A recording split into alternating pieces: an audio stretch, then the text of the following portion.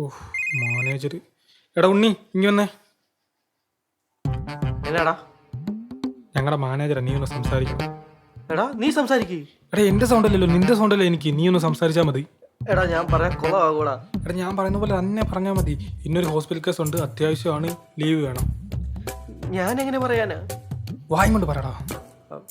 ദേ കട്ടായി. ഭാഗ്യം. ഇപ്പൊ വിളിക്കുമായിരിക്കും.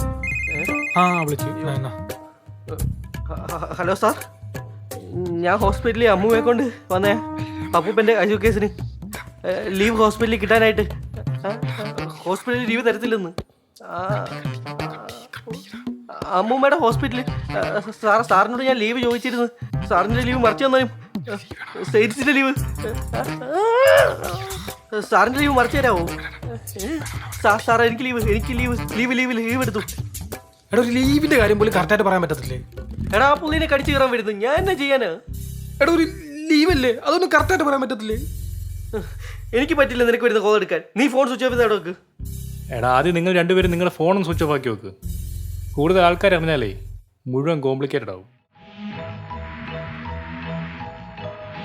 ഇതിനെക്കുറിച്ച് നമുക്ക് ഡീപ്പായിട്ടൊന്ന് സെർച്ച് ചെയ്യണം.